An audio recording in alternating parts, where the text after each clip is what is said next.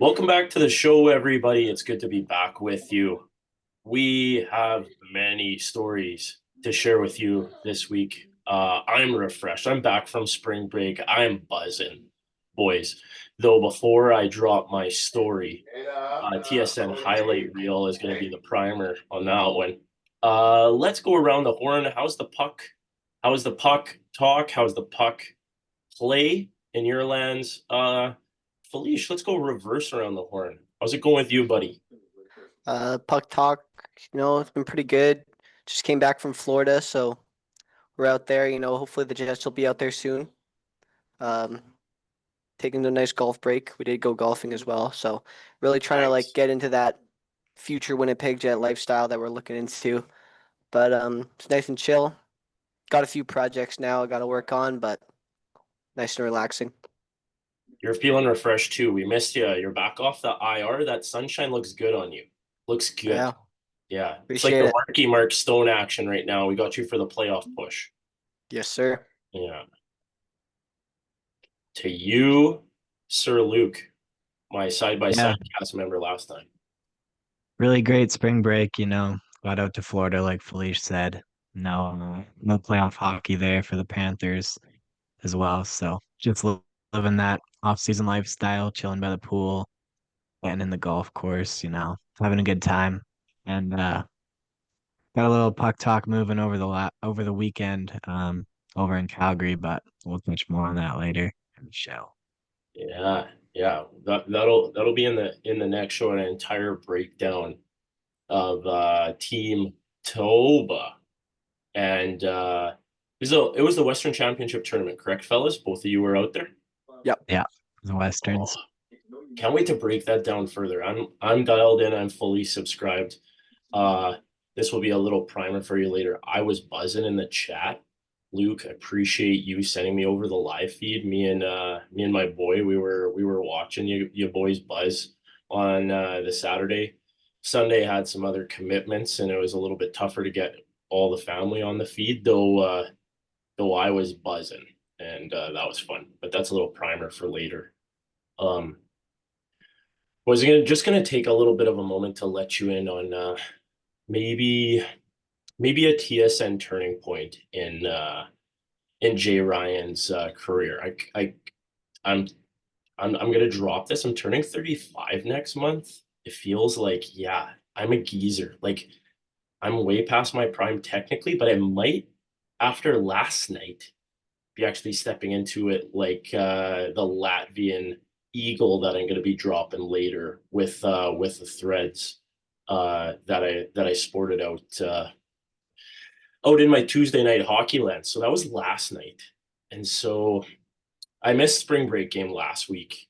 I send the boys in the feed a little gif of Dumb and Dumber. I don't know if you're familiar with Lloyd, and the whole clip of well, we're in the Rockies and wearing two pairs of gloves, and his sidekick didn't wear two pairs of gloves anyway.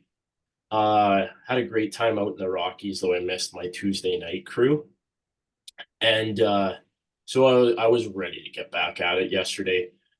I had the book out. For those of you who don't know, much some people with this book for the audio listeners, it's just a gray journal I picked up at the local Shoppers Drug Mart for a nice deal, and then it's wrapped in hockey tape so that it stays together. Um, so that's where I write things down so I don't forget it. And with the guys in my Tuesday night hockey, I've been enjoying introducing them to the book where I said we can make our own fortune, fellas. Like we don't need a bookie. We can write down the odds and we can get you in the book. And if you're due, you're due. And if you got an over under that you're gonna crush tonight, it's gonna be in the book, and then we can check the book after and adjust it for you. So that was pretty fun. I don't write my name in the own book. That just seems like a policy breach, so I didn't do that. But it turns out that in some other book, Jay Ryan was due. And so I was waiting. That first shift is always an assessment shift for me. Take it nice and slow, assess the competition. Second shift, third shift, I got down on myself. A brother in arms on the bench said, "You can't be talking about going down to the Mindsies and the soggy subs. You just got to keep with it you got to turn it around. You got one in you at JR. I'm like, okay, you believe in me, I got to believe in myself. So I turned it around, get out on there. Another guy, brother-in-arm on the bench, didn't get his consent for the name drop, but he borrowed me a stick when I busted my CCM ripcord a couple weeks ago. Absolute beauty. You know who you are. And so he said, you got one in you too. And I'm like, everybody believes in me but myself. Like, I haven't scored in a couple of games, had a couple primary assists, but the monkey was on the back, right? So I decided I'm actually lining up on my offside. So I'm a lefty. I'm going down the right. Uh, I see, I'm going to put some respect on the name Jeremy Hildebrand, okay? Or Jer Bear. I'm going to nickname him. Good old Jer. He is buzzing. He's the left side defense who usually gives me the good pass out of the defensive zone that I probably mush and try to just go high and off the glass. Though he's buzzing on the other side. I'm stepping into the guy who I subbed in for the right wing. And so I'm just hanging around the dots, right? So I'm by the face-off dot, I'm hanging around the circle, and I see him coming around, and he sees me, and we lock eyes. And Jer Bear is wearing a beautiful threads of like avalanche, but it's a black threads with the number 10. I have to do some research. He could be a black ace for the Colorado Avalanche come playoff time. Nobody knows. Though, with that black threads, he sees me. He threads me over the sweetest cross ice pass right on my tape. And guys, like I'm like kind of half half in the shooting stance like Ovi. I'm not Ovi. Like, who are we kidding? I'm not Ovi. Though I had it in that kind of zone. He puts it right there on my tape, and I just like impulsively, I just shoot it. And I said the book is low on the goalie. So that's the bug on him that I always get him low. And I crush this one-timer, right pad under his pad, low, and I'm off the schneid. Like I am buzzing. The guy comes around and he's like, "Did you just score Ovi goal?" And I'm like, "I'm not Ovi, but I like that. That's like my number one. If I had a TSN top 10, that's the greatest goal I've ever scored in my career." I talked to my students this morning in the morning meeting, and I compared an Ovi goal with the live barn footage. Just kidding. I don't subscribe. I did clip it and ship it from the live. I'm not that much into myself. Though it's always a fun thing I do in my classroom meetings where I say what I was doing the last night, and it's good to be back in class, even though I had a good time last night. And so, oh my goodness, boys, like the rest of the game, I just felt like on top of the world, and the guys were like, what a goal, what a goal. And I'm like, can't let this get to my head. I got to keep digging out there. I know that's my job. And so, long story short, the game is back and forth. I'm wearing my favorite color, red. We're going back and forth, back and forth. We end up tying it with like the Zamboni door opening. Like we don't know the time on the clock. We're not an official team, but the Zamboni door goes up. You know, it's like a minute left, right? And so so we tie it up with that. The Zamboni guy is doing his thing, and he's giving us a little bit of extra time. I get on the ice for like somebody needs to change. I'm like, oh, like I'm not the guy at the end of the game that people should count on, right? Like everybody knows Jay Ryan like has a place. I should be on the bench at that time. So I'm on the ice. I'm on my strong side. I'm on the left side, and they got drivers. They got their power unit out. They're gonna score, and I'm right by the dot, opposite side. I have the puck on my stick. I try to get it up and high and off the glass and mush myself. I fan on it, goes to the D passes in, and they score. So completely like oh how the turns have tabled or the tables have turned table turns for Michael Scott fans out there, but thanks for hanging with me, you guys. I had a lot of fun last night, and then like kind of debriefing that with all the guys in the dressing room. They were making fun of me for being Mr. Dress Up. I wore the Buffalo Sabres threads behind me, and I had to dress up in something. So there was another moment though, guys. I'm gonna ask you for some help here. I was on the ice way too long because like I don't skate super hard unless if the puck goes in the corner, then I know that's my job. So a guy who notoriously takes long shifts. Like if I was to dress up next week as a guy, who would be a guy that like comes to mind who is just like on the ice way too long and like potentially maybe like cost his team play? Long shifts.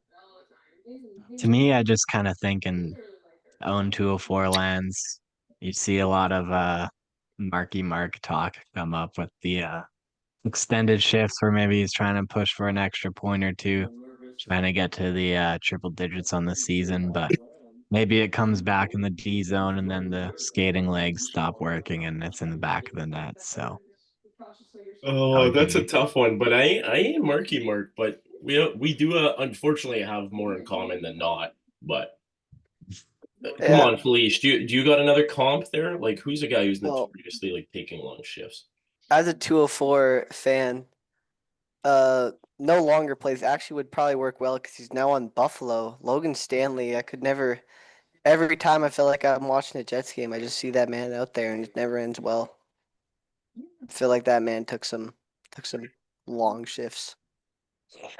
Okay, I love the recent comps here. Like you guys are gonna be like there's the last person that's drafted in every draft class, like Mr. Irrelevant. You guys keep us as a podcast being Mr. Irrelevant, so I appreciate you two. Where like me, I'm gonna have all the old references for the geezers that decide to tune in. So I was talking with the guys and I was like, does Ovi take long shifts? And they're like, are you comparing yourself to Ovi again? They're like busting on me, right? And I'm like, oh man, I shouldn't have said that. No, like I'm Dreisaitl, Ovechkin, like I'm I am not them. So I was like thinking of another guy on the Capitals because the Capitals I feel like had a couple guys like in the 2010s in yeah. their like highly skilled seasons that they would win like number one in the East, but then like lose to Montreal and Yaroslav Halak was one series that comes to mind. Though I was thinking and I was like, oh, there was that guy like a Russian guy. Was it Kuznetsov? Maybe him. But I went like further and a guy who didn't last super long, super talented, kind of like lit a flame and then burnt out. But Alexander Semin. Do either of you guys remember that Oh, guy? yeah. Yeah. Yeah. And I just feel like he was the guy that was like taking long shifts, trying to get extra points. And so I made that comment on the bench and the boys were loving it. They're like, oh, I forgot about that guy. That's awesome. Some might say Simbear on Thursday Night Ball Hockey. What's Yeah. that? Sorry. Some might say Simbear on Thursday Night Ball Hockey. Oh yeah, he doesn't change. No, Thought, Yeah, and for right till the gas tank is empty. goes right till it's empty. Oh, Yeah. speaking of being on empty, we almost like ran on a road trip to being on empty. Did I send you guys the picture of how many kilometers we had left to go? No, oh, Oh I my don't. goodness, this is didn't see another that. story. This is another story. Okay, buckle up. So we're driving out to Canmore. That's where we were staying out in the Rockies. And so the first day we're trying to get as far as we can and doing it sustainably with the family of four. And so we're in Mush, Middle Saskatchewan, and all of a sudden, little fella, he conks out on a nap. And whenever the little fella goes out for a nap, you try to ride that as far as you can and before stopping. And so I had it all planned out to get to this place called Chaplin. I saw it in my Apple Maps. They had an Esso and a Petro, and I'm like, okay, we're good. We're good as golden. So we're driving down the Trans Canada, Mosh Middle Saskatchewan, and we get there, and it looks like a ghost town, fellas. Like I've experienced some ghost towns, like kind of just driving on Route 66 with my dad in Arizona, but like I didn't expect this in the middle of Saskatchewan where you have these two options. Both places absolutely like no shows, like not a sign of life in there. And so I'm trying to do two things at once and everybody knows that I'm not good at that. We got an insider coming and he's just going to be a bit late, so stay buckled up. So we're in middle Saskatchewan and I'm like, well, I look over at my family. I said, well, the next place is 26 kilometers away. We're 37 till to empty. So we're gonna be close.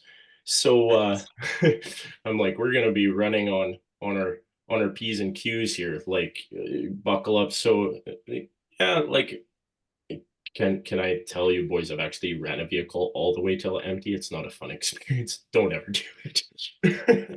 This is in the days where you had being the geezer where you didn't have your kilometers till empty little video screen. But so we get close to where we're going and we're just over the hill.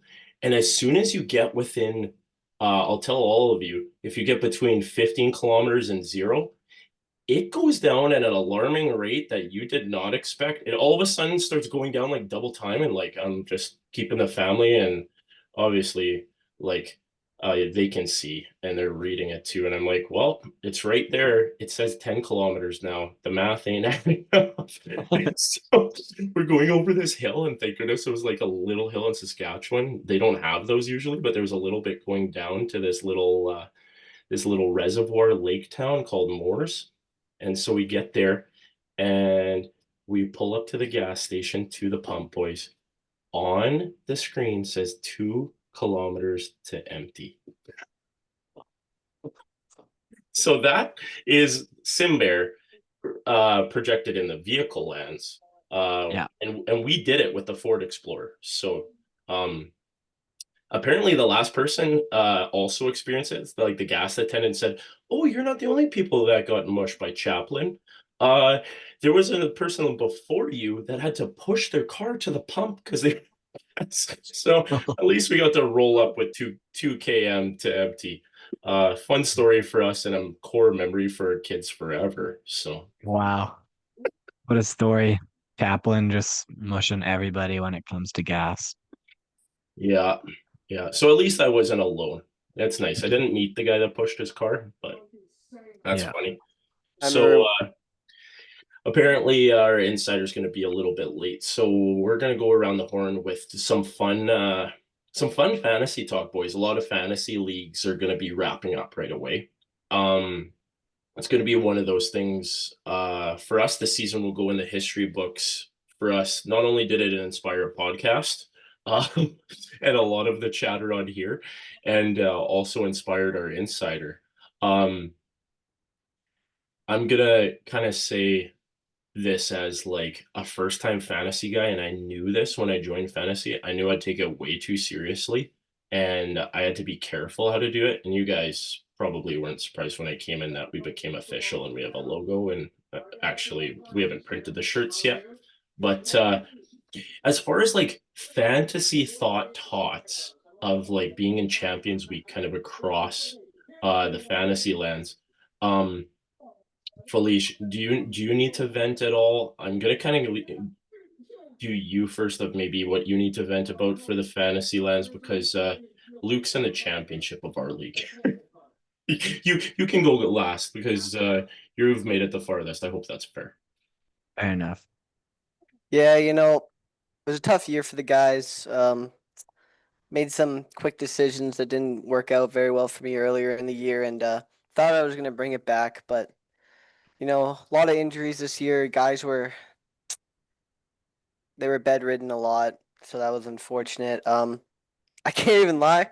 I forgot that playoffs were coming up, so I actually started 4 injured guys. So Oh, no. I realized the day after, and I was like, "Oh no!"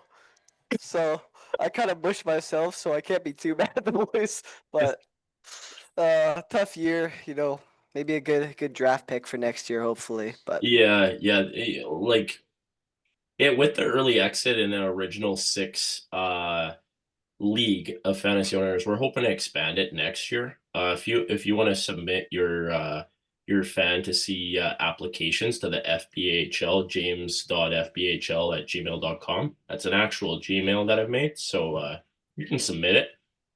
Um, yeah, you will have to pay like a fee to join our league. That would be a part of it, just like the big show. All right, so maybe some guys might be on the inside track of having a discounted rate, being the 7th or 8th game. But if you want to be the 9th or 10th, start putting in your applications for 28-29 season. So yeah, going back to you, Felicia, like what would have been what was a mush moment for you where it was like a trade that you made where you're just like, oh, if I could have a redo on that, like I would just totally redo it.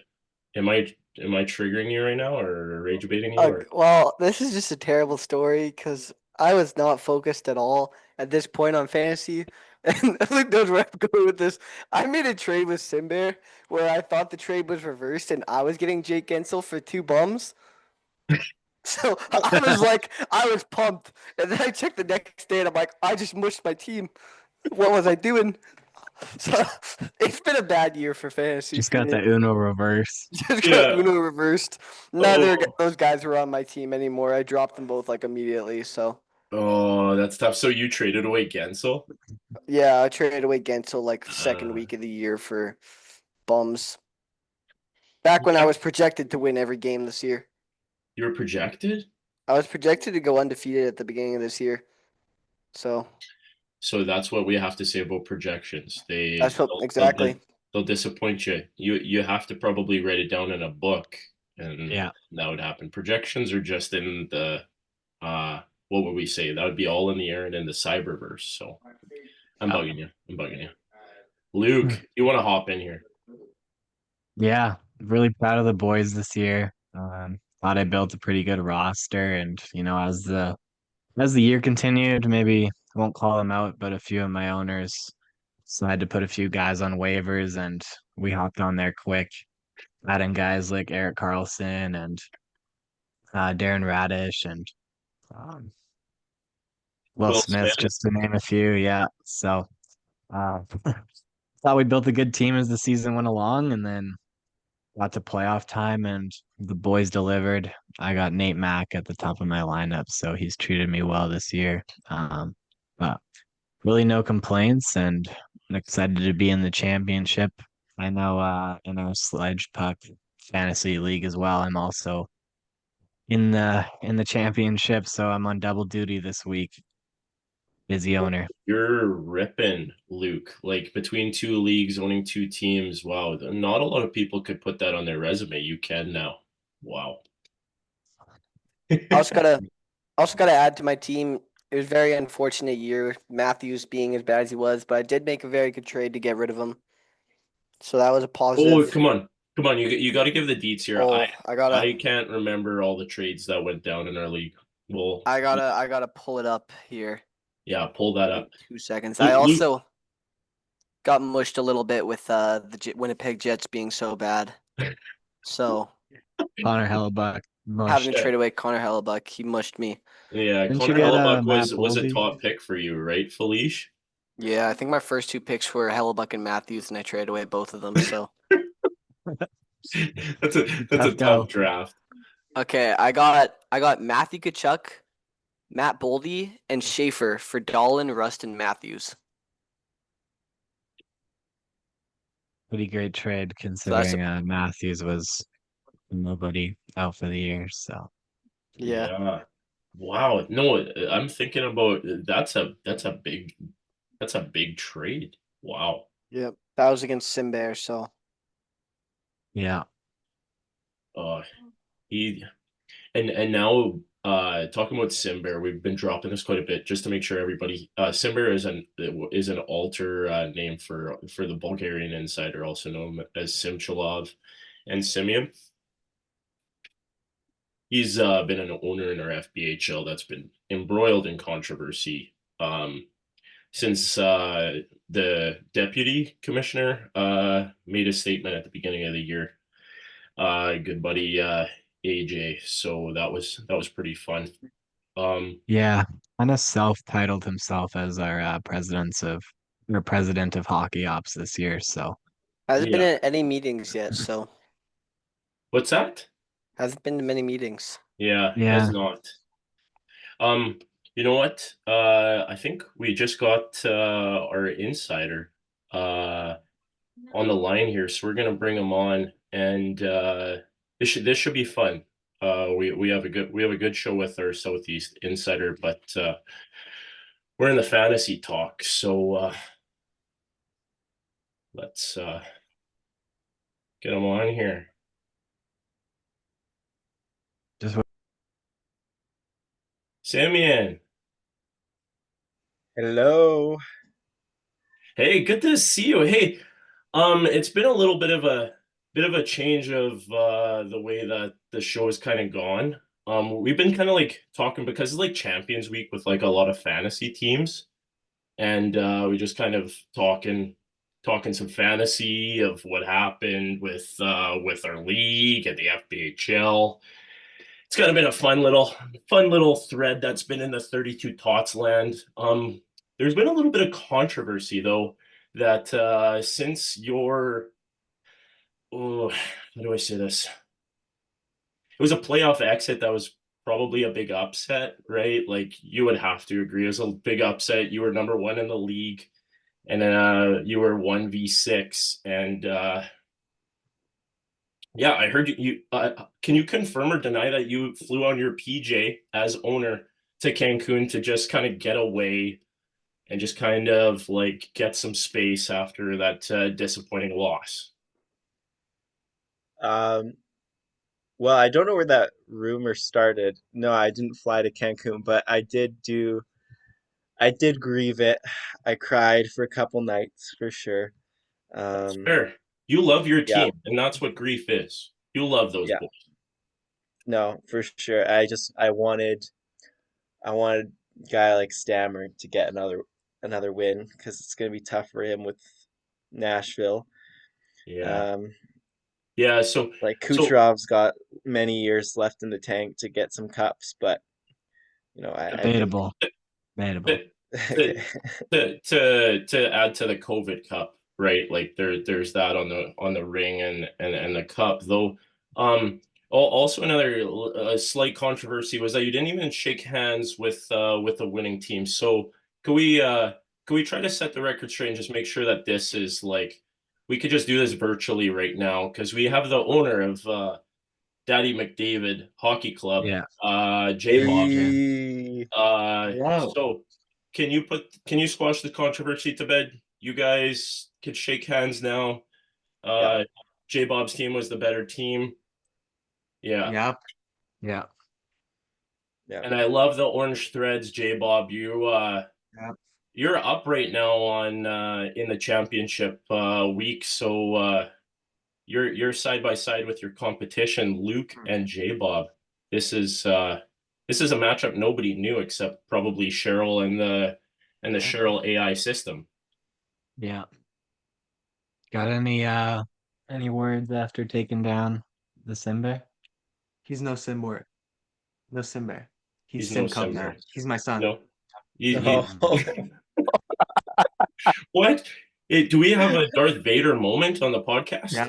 oh boy. Oh my goodness. Wow. J He's from Bob, LA Kings to the Oilers. yeah. Mm. Yeah, J Bob, can you confirm or deny, like as an owner, this is your first year in ownership, or were you an owner Yeah. last year in the Prima Donna League? This is my first year. First year like myself. Yeah, And you came can you confirm or deny that you knew you were in the playoffs? No. Mm. just letting the boys play. That's respectable Yeah. ownership where it's a little bit of a hands-off approach and you can just let your boys play without the high pressure stakes. J Bob, Yeah. Mhm. I think we all have a lesson to learn tonight from you. Mhm. Yeah. Credit where credit's due. Yeah. Fun Yeah. fact. Put some respect on the Daddy McDavid Hockey Club's name. So Yeah. all right, Jaden, you gotta probably go do ownership stuff. So we'll release you from this for now. We'll have to have you back on whether win or lose to debrief. Does that sound okay? Yeah. Oh, right on, right on. Wow. Okay, that I wasn't expecting. It's hard to get a fantasy boys hockey league owner in on an interview so rapidly. Though Simeon, that kind of just happened organically. Thanks for going with the flow on that one. Yeah. Yeah, for sure. I mean, I know it was probably making headlines across the world seeing that kind of upset. Just the most dominant team in fantasy history potentially, and then it comes playoff time and just And they choke it away injuries just like your Tampa Bay and Lightning. bad play. Yeah. But man, it's brutal. I mean, like when you think about dominant, think about 7 straight weeks where you not only were you at the top of the league, but you were the best team in the league. That's like Personally, though, 4 and like 0 what record. It's like being an NHL team and having like a 4 and 0 record for 7 consecutive weeks. That's mm. basically what my team did. And then when I So think about it, like come playoff time, and then you're at the bottom of the points, and like anybody in the league could have beat you come playoff time, yeah, like the boys Yeah, just didn't show up, and this is it's a tough one, and I'm not sure you can really classic. add dominance to your team name because at the end of the day, they didn't win, and if you didn't win, I they don't think know you. So, Comparable to like a playoff Tampa, Hellebuck. Columbus. yeah. Oh, yeah. playoff Hellebuck, playoff Tampa against Columbus. Could even be a Yeah. playoff Kyle Connor too, where he can't drive a No, line just a commercial. Yeah, no. the apple does not fall far from the tree. That's where I draw the line, yes. Maybe like That the is where I draw Detroit the Red line. Wings collapse here after pumping tires on those guys. Oh Yeah, man. After the that Olympic may have break, been my you as downfall. insider, did you over report and like did you pump their tires a bit too much? I'm like, are you the one guy that is directly connected to the Stevie Y Iser plan? Because there's been a lot of controversy over Stevie Y, potentially with the Illich family. Um, Nobody knows if he's going to stick around for the rest of his plan. Have you heard anything? I haven't heard of the specific controversy what you're talking about, but I have heard rumors that he may not be around for too much longer. I mean, he's just so connected in Detroit that they might just keep him anyways. I don't know. I see some.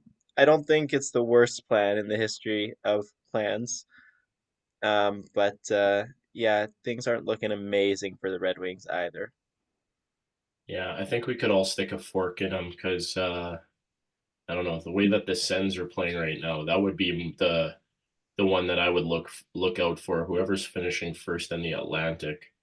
Yeah. Have to pull it up on the tools, but I think the Atlantic Division is still kind of pacing the Carolina Hurricanes, if memory serves me right. But we'll do more of a playoff push after. But fantasy has kind of been a fun thing that's connected us all. Simeon, we were kind of going around before you got on about like kind of talking about moments from this year, and just as fantasy teams are kind of wrapping up all around. In different connections and being champion week. Hmm. Kind of thinking on like some moves you made that like I mush myself with a bunch. Like Luke said it before, I put some guys on waivers with the injuries, and then I was planning to pick them back up, and we got the Winnipeg waiver claim guy over there. That's what the Jets were with Antti Miettinen and James Wright, circa the 2010s when the Jets came back. Though if you could reflect on your year being like maybe a do we kind of say it where like it's a regular season wagon and then the boys don't show up when it matters? Like I don't know, like well, what's your assessment? I'm doing a lot of assessing on my choices and who kind of fell off. Yeah, I mean, as I think a highlight for me this year was losing probably my first trade. At the end of the year, after a series of trades all year that were going really well, I want to give Felice some credit. He feliced me, and as he got what was it? I don't know. He got Matthew to check. He got Matthew uh, Kachuk, Boldy, and Goldie Schaefer. and Schaefer, Oh, and what a pile! I. What It did was you a get, beautiful pot. Simeon? I got Dolan, which was a nice piece, and I got Rust, who, yeah, doesn't sound flashy, but actually was quite a good pick, and he was a playoff pick. I literally thought of him because he had 5 games this week that I ended up losing. So Oh. he was a playoff pick. He ended up doing okay in the playoffs. It was really the Red Wings that sunk me, but it was a playoff trade. The issue was Austin Matthews was the third piece of that trade, and he not only didn't play great after the trade, but then just Didn't got play. injured and just stopped playing.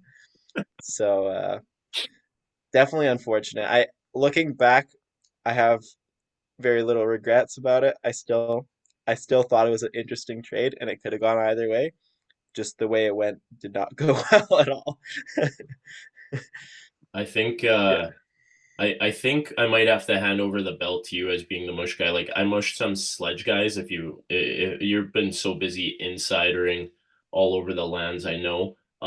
Though like I mushed a couple sledge guy, or no, it was mainly one sledge guy. Isaac, I'll never forget your name. Um, though like I think you might be the new mush guy because like you talk about the Red Wings, you load up on Red Wings, then you trade also from Matthews. Like, did you mush the Maple Leafs too? Like, are you just the original six mush guy? Like, I'm obviously maybe being a little facetious, but I also don't think that I deserve that belt any longer because that's pretty tough where those teams like and maybe this is gonna spill over a little bit into the NHL talk, and that's the fun thing about fantasy. Like did you guys think that the Maple Leafs would fall off this much? I don't want to give them too much time, but for them to lose Marner and then realize like how much of a driver he really was, almost like a Ehlers-esque loss for that team, and they've just completely imploded and like I don't know. Like let's go around the horn. Simeon, you had Matthews. Did you expect like as soon as you got that the wheels would just fall off the Leafs, or what was your assessment with picking them up? Well, at the beginning of the year, he was picked. He was like a top six pick or something, and I was like, "That's a terrible idea." I knew from the get-go that he was not going to be the same without Marner. Yeah, Now, that being said, I still thought Matthews, still like top 10, top 15 player in the league. He's still going to be putting up numbers, putting up goals. It just didn't happen. But then he got a little bit hot partway through the season. And I'm like, okay, this is like normal Matthews. I'm going to get him while his stock is still somewhat low because he had such a terrible start to the season. buy low. Um, Yeah, yeah.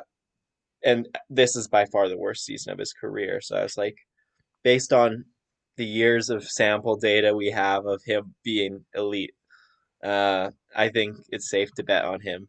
And it was very not safe to bet on him.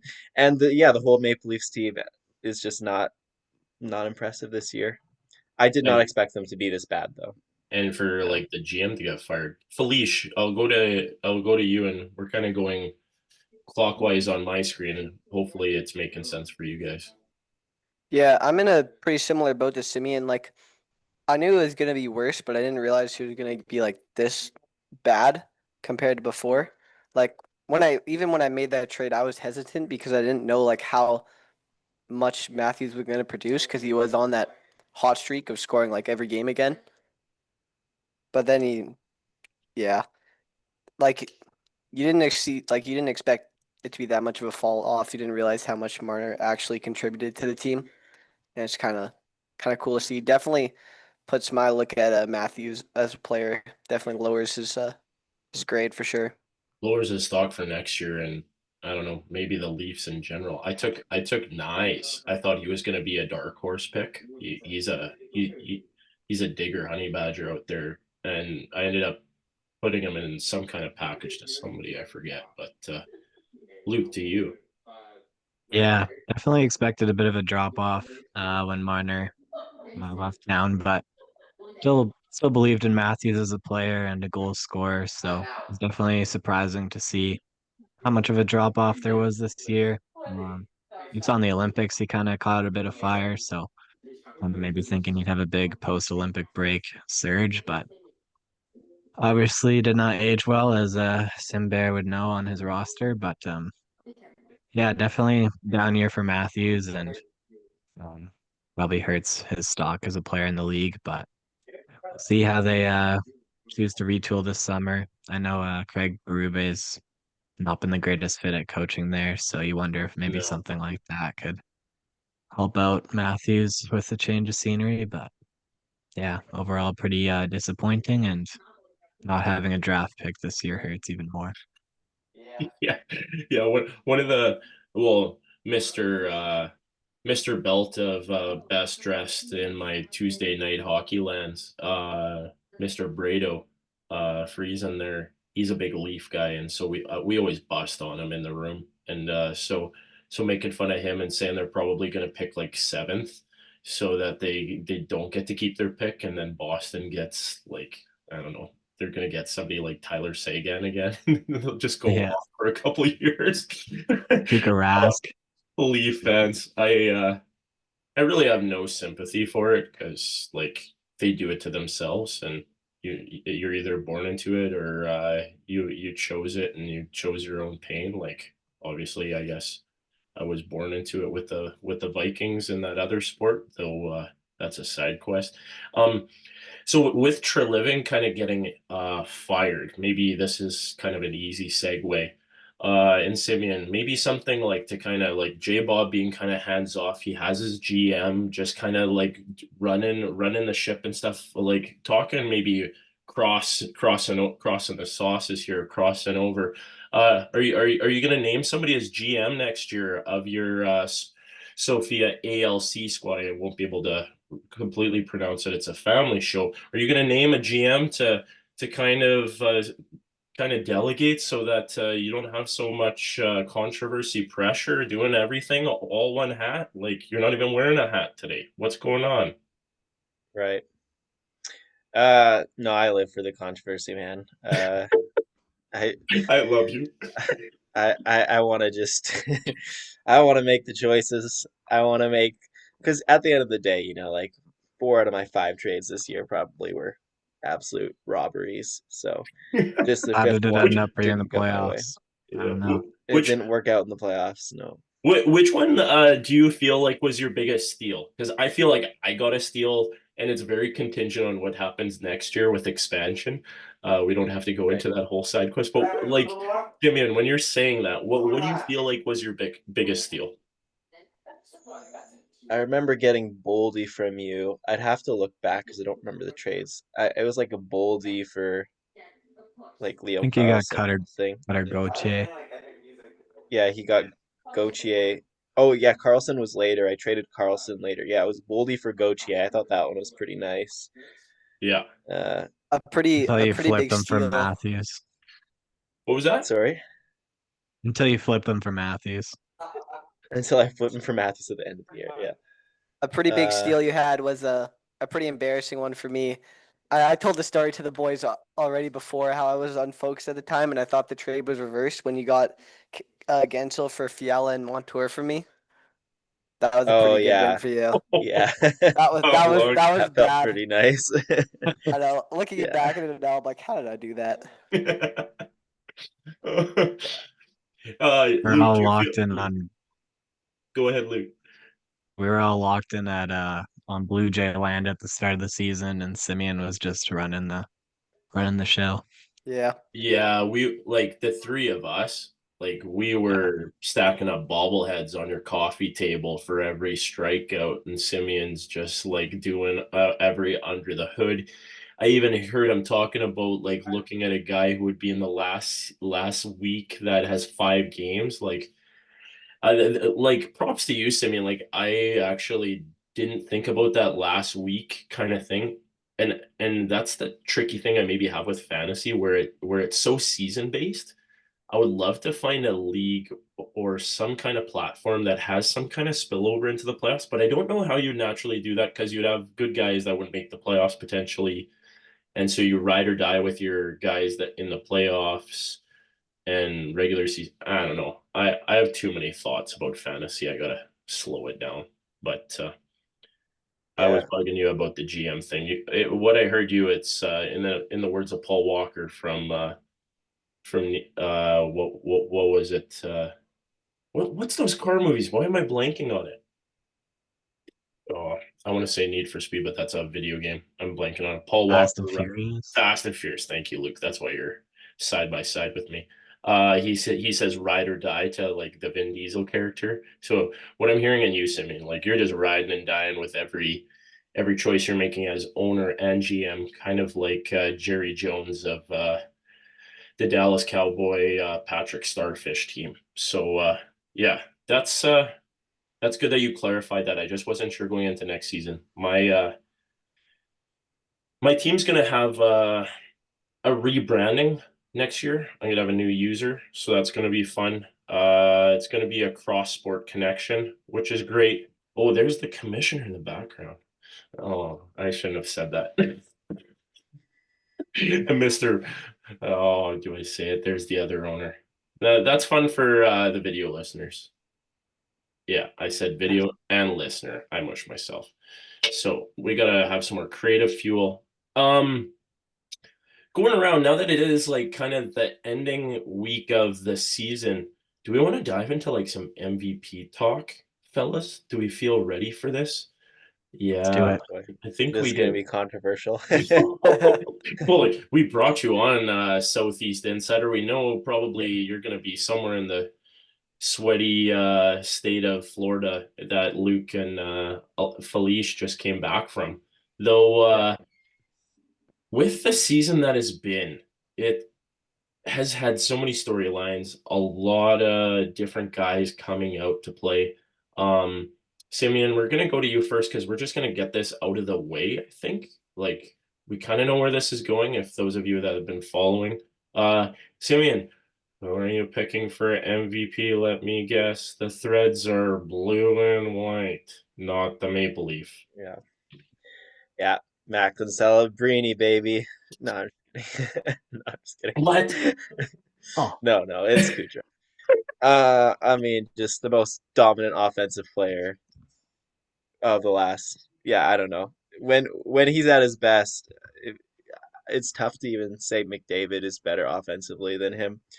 Uh, and like Frozen he's thought. on pace to get his third straight Art Ross trophy. Three straight. How many players can say they've been the top scorer in the league 3 years while McDavid has been in the league?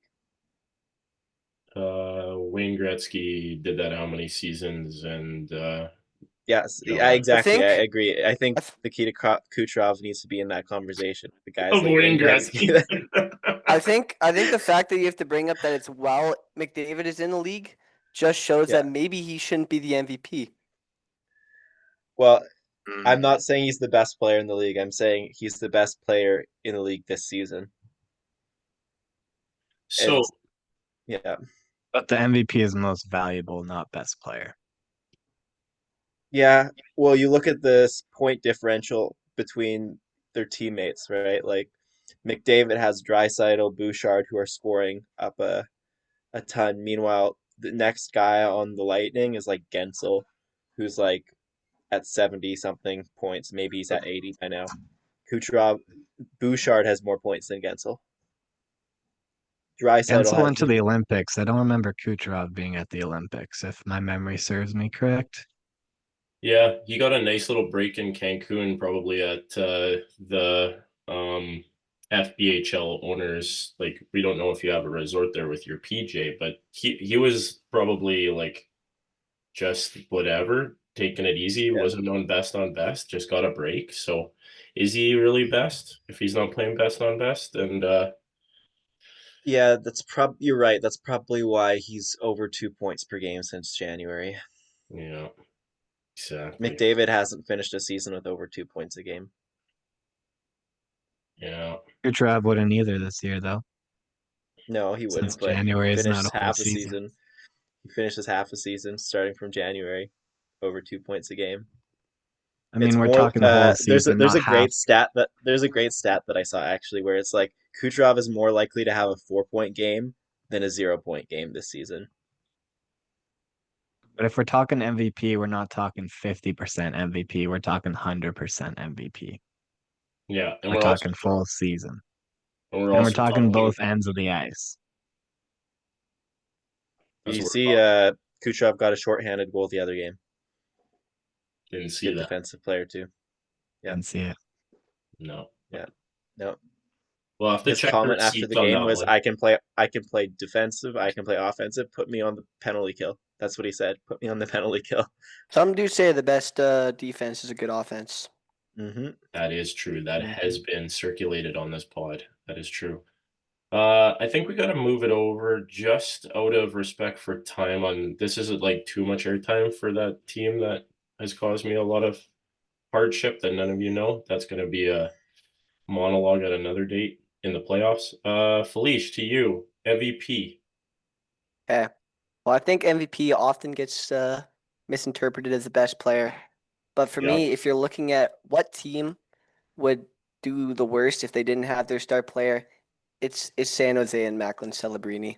Yeah. I gotta go Macklin Celebrini. Macklin's got 107 points. His next closest guy's got 55. So that's just Look at the cast that nuts. Kucherov is playing with. Like, I'm on this wagon, of course. We kind of talked about this before. And maybe Simeon, maybe I wasn't fair to you when I said MVP. Like if we're just talking about best player statistically, whatever. Yeah, that's an Art Ross. Maybe the conversation needs to focus on MVP as in the Hart Trophy. Like who is your Hart Trophy? Who's your heart and soul guy that is for the season? I don't know if that trophy was named like that. I'm kind of making that connection and pulling that out of air. Though, yeah, I gotta hop on that with you, Elijah. Like, I'm just pulling it up on the tools. It's the player adjudged to be the most valuable to his team. So I know Kucherov has gone down for segments of time, and they kind of have I'll put some respect. Like they have a deep team. They have a lot of guys. And a guy like Radish this year is just kind of completely popped off and got you a lot of points there, Lukey. But I think strictly based on that criteria, you would probably have to go with Celebrini. And does anybody know the score in the game tonight? What's happening with those guys? Because San Jose is playing Edmonton, right? Has anybody got that live? Because that's a fun one. 4-2 to Edmonton right now, which if you look at the Sharks in the standing, they're 3 points out with 2 games in hand in Nashville. So they need this win. Oh man, Macklin's gonna McDavid carry has on 4 his points. back. Oh. McDavid has 4 Our points. Ross might not be Cooch's. Yeah, Who's it more might not likely be, to have 4 honestly. points in a game? It'll be Maybe close. McDavid. It's an Yeah, exciting it'll be race. close. Kucherov is at It'll a be a good higher race. point per game pace, but he just might not have enough games to catch up. Yeah, you got to play the games. Yeah. Yeah. You can't do I, load management in this league and get a heart. I do want to say one thing about the Celebrini pick, though. Kucherov and McDavid have contributed to a higher percentage of their team's goals than Celebrini. Okay, explain that further, please. Yeah, so if you take a look at each goal and whether a player got a goal or an assist on it, right? Kucherov has a higher percent, like the Tampa Bay Lightning, a higher percentage of their goals have come from Kucherov than the Sharks have had their goals come from Celebrini. Okay. So so the argument is that Kucherov, Tampa Bay is not Tampa Bay without Nikita Kucherov because he's contributing to a bigger majority of their goals than San Jose's Say he's playing with getting better contribute. finishers, though. Sure, but the finishers wouldn't be doing anything without Kucherov passing to them. That's an interesting take because, pure stats, look at it, like you brought up, Felice, pure stats, that margin makes it look a lot more than what Simeon is saying. I would have to do more of the under the hood stuff. Though I think, if we could just put respect on all these names, all these guys are so good at their craft. And Mm-hmm. I like the dog Kucherov because he's a winger. And I just think that being a winger in the league and me, you didn't hear the opener, Simeon. I got a winger from the circle, 1T goal last night, the best goal that I've ever scored in my whole career. And if you're just on the sides and you're playing that wing versus playing what a center does, I think it's just so different because when I've tried to play center, it's such a much more demanding position and what your responsibilities are.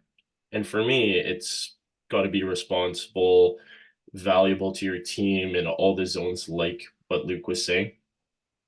Do I watch the Tampa Bay Lightning besides that crazy game that they played against the Bruins outdoors? Like, no, I'm not really subscribed there, so I'm gonna fully like out myself in that capacity. Though I do want to get this over to Luke because we've been kind of bouncing this around. And Luke, I just kind of want to hear your take. Yeah, I'm going over to oil country and I'm taking McDavid as my heart pick. You see Draisaitl, he's been out for about the last month. You see Zach Hyman, a guy he hasn't played with for large portions of the season. You see the GM making moves in the offseason that aren't working. You see him trading for somehow a worse goalie than Stuart Skinner. Um, he's Yeah. not getting a lot of help out there. The Oilers have taken a big step back, and McDavid is still producing the highest level in this game. And I think we kind of get to these heart conversations each year, and we're like, oh, this guy, but we kind of get bored of picking McDavid every year. But he's right there in front of you, and he's having another great season. So I would, I'd be going there with my pick. Yeah, and for him putting on the C for Canada and that heartbreaker and playing through that and then coming back and doing what he's doing too. Obviously, you can't really compare with Kucherov. You didn't have that opportunity for him. Yeah. Though I like the dog him because he had that nice break. Just selfishly. But Yeah. yeah, like for me, I like the Celebrini just because I like the kids and I like this next generation that's coming up. Like this time in hockey, it's so amazing to be a part of watching the next gen kind of step in. And my generation is kind of on the outs. And guys who I watched in and around my draft, like my birth year, draft year, I was never going to get drafted. Let's be real. But the guys that would have been similar age, yeah, like it's over the hump of the mid 30s now. And so for me, the one guy that would be a bit of a dark horse, and if they do somehow get in, it was the fun talk that me and Luke had side by side with the threads behind me and the Bones talk.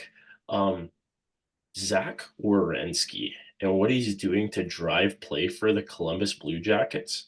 I'm kind of just taking this one out because I would love to see this guy win a Norris. It's like one of those things. It's kind of easy to give it to Makar, and Fox won one, and Quinnesota Hughes could get it with what he's doing. Though the surrounding cast for those guys, there's a lot more depth there than what Columbus has to offer. And I don't know if you're noticing this, fellas, but the evolution of defense that's happening right now, where a defense is becoming like a second center.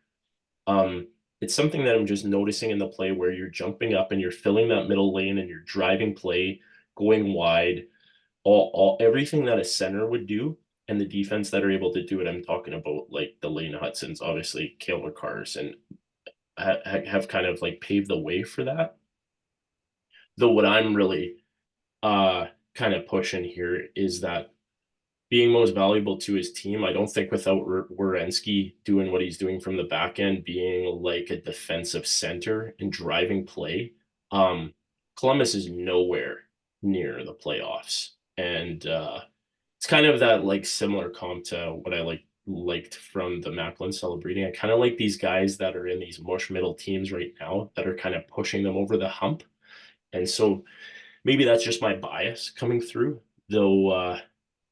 I don't know. I love cheering for more of the underdog and the upset because let's be real, if our 204 lands team could get in there, that's what we would have to cheer for. But I'm cheering for Verhoff, not playoff, and that's my trending talk right now.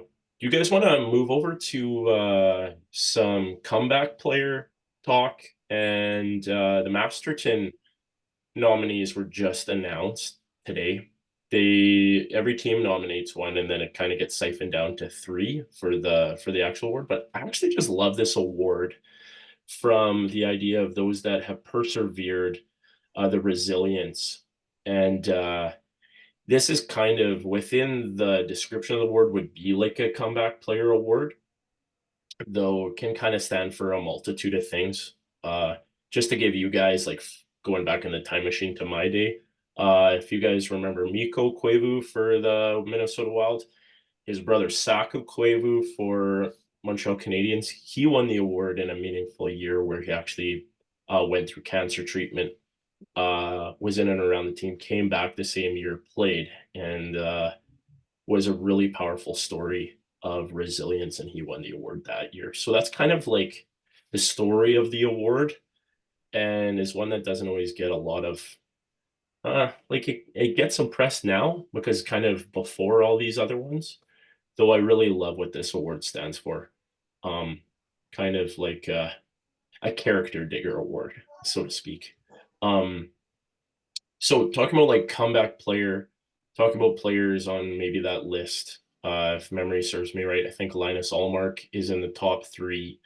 Rasmus Yeah. Dahlin, and I'm forgetting the third guy there, but I know who the Jets nominee was, and you know what, for everything that he's been through, Jonathan Taves and the long COVID and everything, for him to be nominated, I think was very fitting. And he's gonna play all 82 games, I think, fellas. Like he's gonna play every single game, which is like if you would have probably scripted it at the beginning, I think we probably all would have taken a guess that he would have been taken off some. But he's played every game, which is a feat in of itself at an age and what his body has been through. Though we're gonna go reverse on this one. Uh, Luke, do you want to talk some comeback? Yeah, I think for me, one of the Masterton names that was submitted. I take a look at an old 204 guy like Laurent Brossois, and Oh just yeah, kind of the injury journey that he's been on the last couple of years, and to be able to come back this year and suit up in a few games for the Sharks. I think it's a cool story, and um, I know he spent some time in the minors, kind of on the come up on his recovery journey, coming back. So, um, I think for me, that's kind of a feel good story there. Bros Wall. I love that nickname, Laura Bros Wall. Yeah. um, Felice, do you wanna go next? And Sure. I'm interested to the insider's take. He could go a couple different ways on his, I think. So to you, Felice.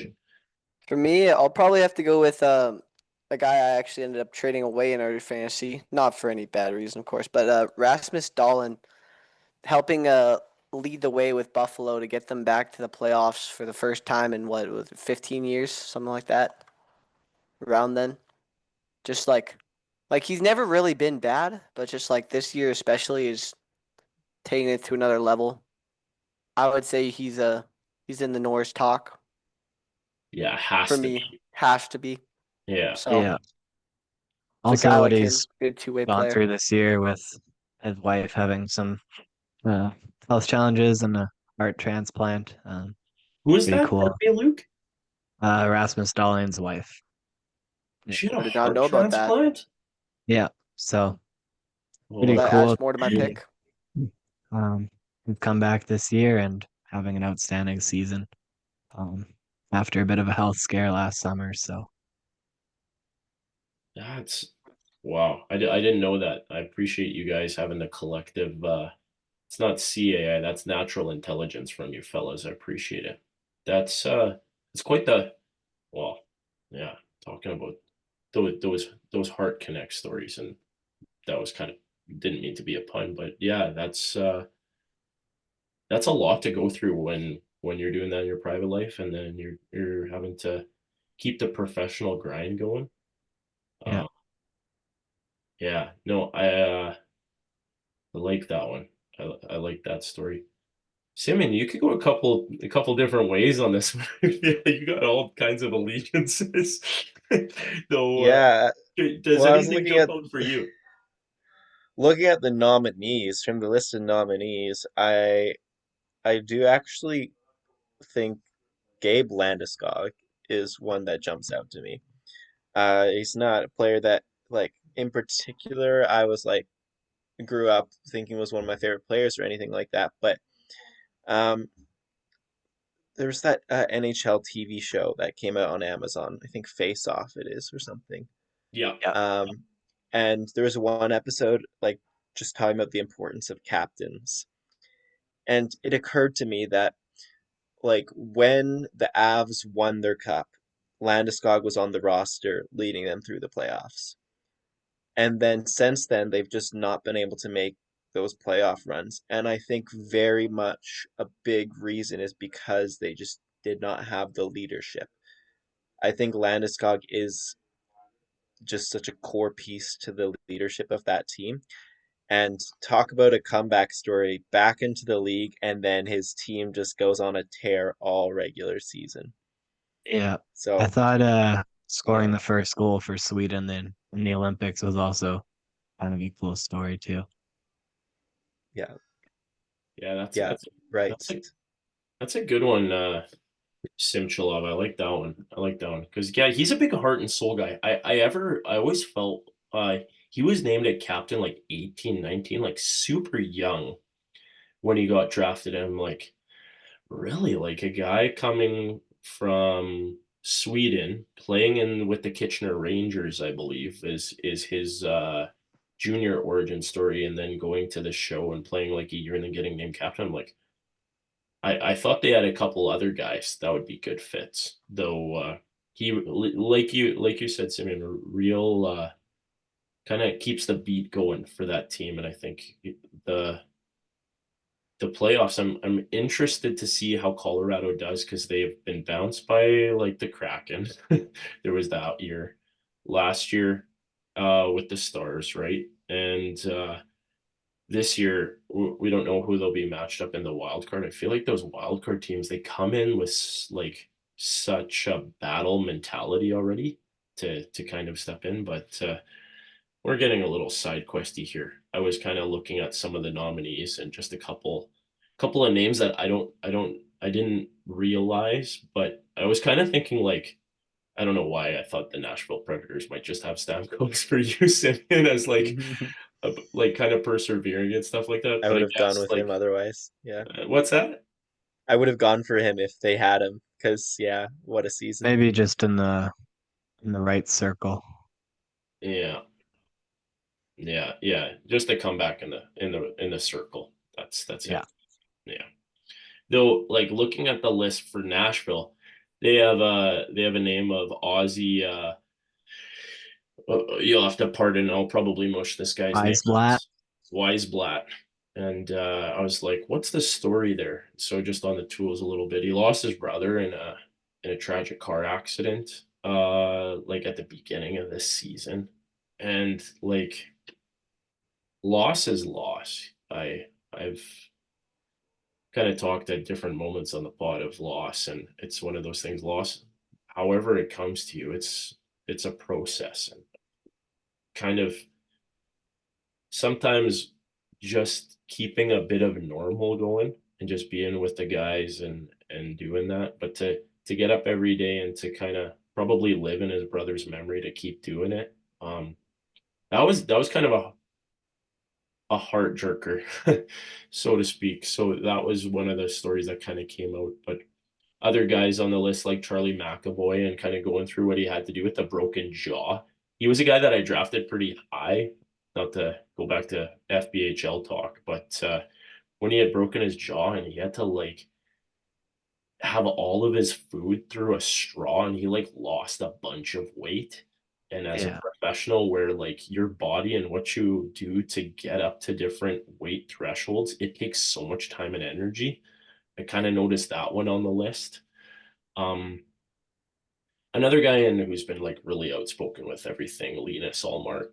I kind of yeah, my heart just kind of heart and mind for that guy and what he's kind of had to navigate with all of all of that Senators controversy. That's more in the rear view now because they've been pushing towards the playoffs, and I really feel for that guy because he's supposed to be that number one guy. There's been some controversy with him where he's just not in the right headspace to play, and he kind of takes himself out of the lineup, is what I've heard. But I think there's got to be more of the human element going forward with stuff like that. Yeah. Anybody else Just on the list? just a continuation on that Weisblatt story. I actually remember when he got drafted, I believe it was by the Sharks, and both his parents are deaf, and um, I think I remember the Sharks introducing him on the draft floor in ASL. So uh, That's a kind cool of a cool story, story Luke. there, and um, some good representation for that community. So Oh, Luke, I love that story. I remember somebody being drafted and they honored the family with the announcement like that, but I didn't know that was Weisblatt. Good yeah, connect. Oh, I love that one. Yeah, no, there's another guy that I noticed. I don't know kind of what's been all going on for Brendan Dillon, but a former 204 guy. He's the New Jersey nominee. Um, yeah, there's this award that kind of there's so many stories, and that would be like a whole nother pod to just kind of go over and for me it's kind of one of those things where the story of hockey and it's kind of our cliche talk. It's just always moving, right? And for all of these characters and what they've had to persevere through and the resilience and everything, I think it's one of those things. I like that this award is kind of dropped earlier so those stories can kind of circulate and before everybody gets into what we kind of talked about before, like MVP, who's better, Hart Trophy, and then the Lindsay and all these kind of things. For these stories to kind of to carry their weight, I think I appreciate that from the hockey media.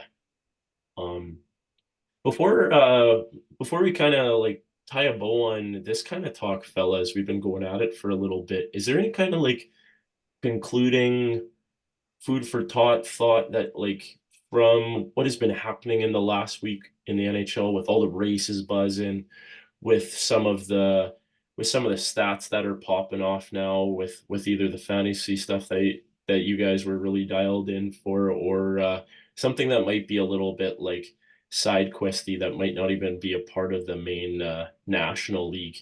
Um, if I put you on the spot, you can always throw it back to me and I can keep it going. But is there something for you, Luke, that kind of as a little bit of a conclusion on this show before we break down your big tournament coming up? That stay tuned for that show. For this one, what is there anything that's kind of jumping out for you?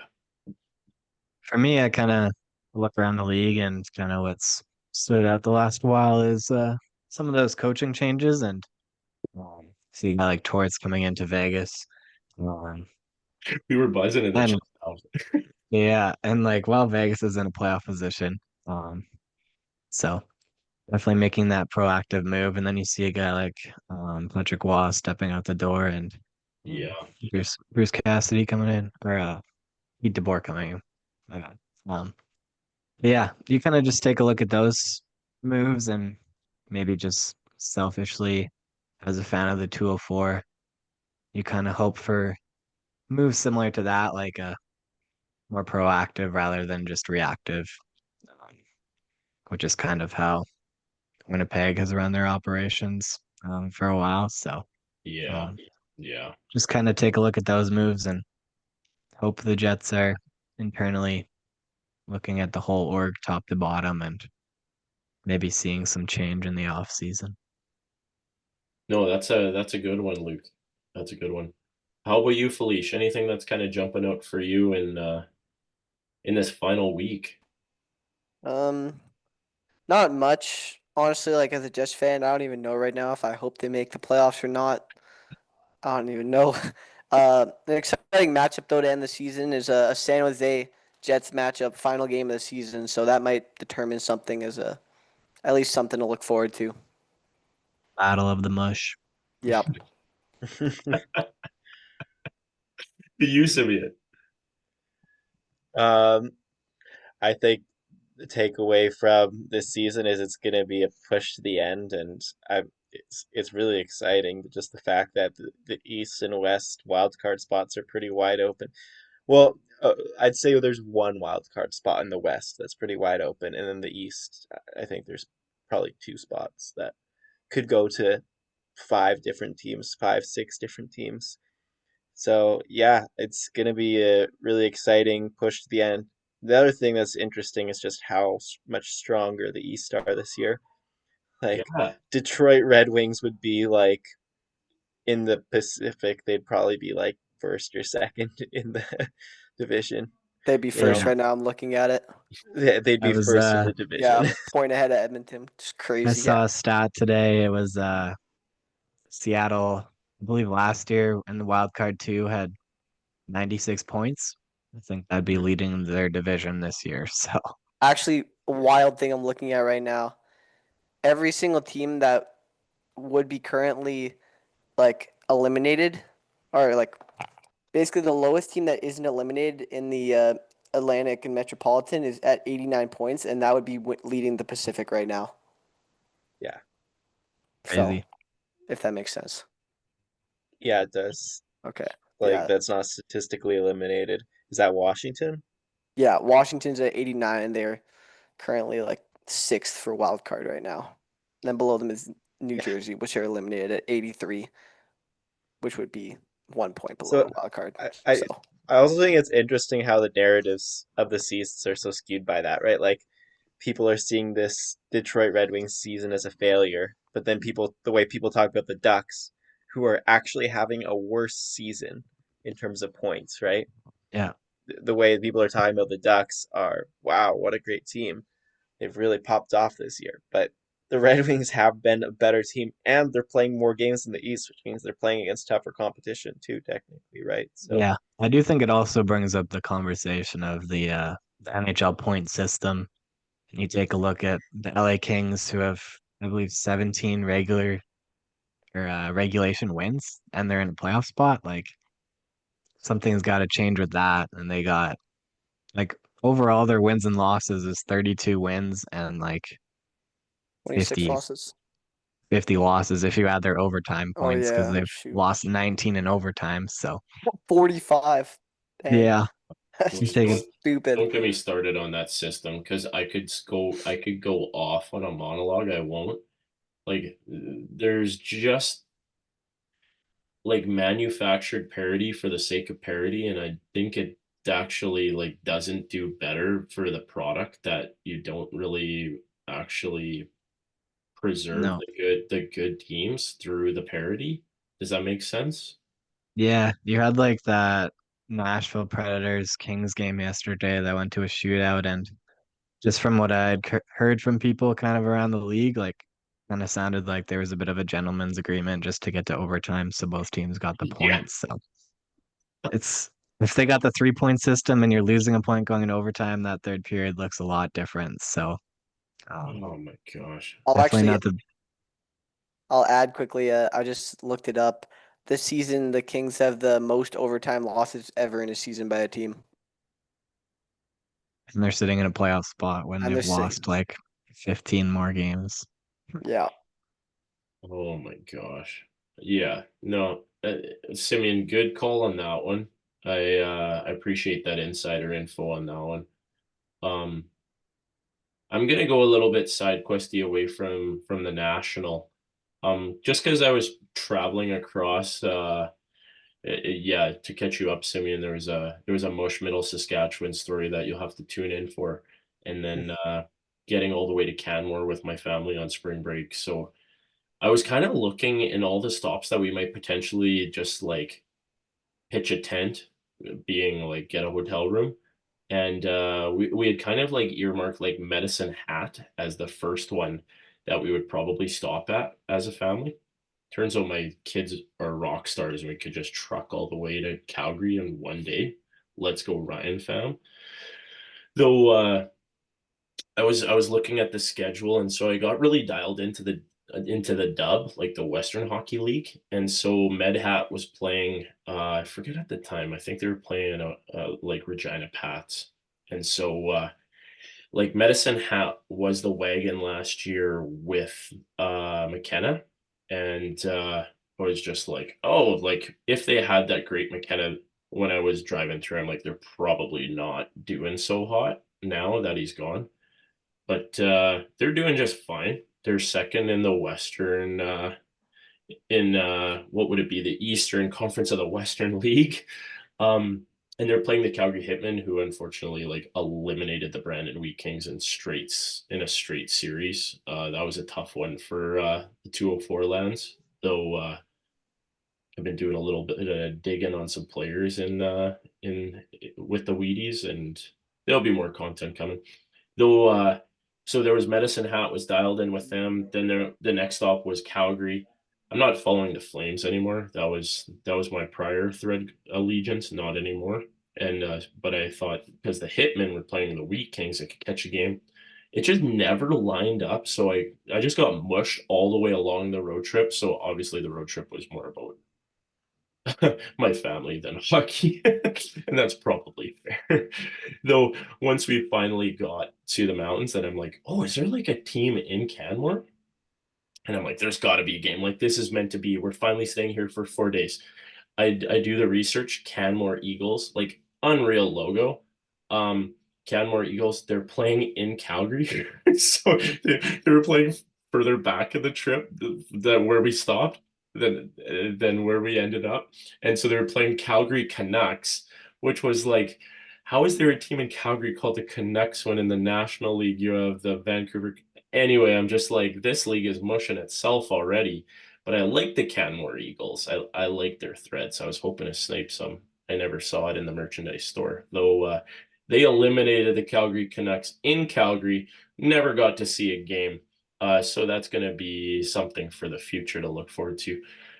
Though it's kind of one of those things. Kind of been around the horn there with all these different connections in this last week, and it's just like, whether it's the National League, whether it's like the dub, whether it's like the junior, like everybody's playing for something right now where it's like a really fun time. Whatever local spot that you're watching, there's a lot of teams in and around here in the 204 and in Winnipeg that are in their own playoff push because they're actually in the playoffs and the bigger leagues play more games. Though it's just going to be exciting as things kind of wind down. Who are the matchups? Really looking forward to breaking those down with you fellas. And selfishly, I think I'm going to be paying a little bit more attention to the kids, and because the Memorial Cup's being held in Kelowna, and a big player with the Mammoth, T. Jaginla, whose dad was a big guy that I cheered for. I'm looking forward to looking at that tournament. So we might have a little bit of that coming up in the show. So more junior talk that I'll probably try to drive that bus. No offense, fellas. The National League, they're great, but the kids got to get some airtime too. So let's tie a bow on this one. Hey, fellas, thanks for listening to the show. Stay tuned. We got the breakdown for Team Toba Western Champion Tournament.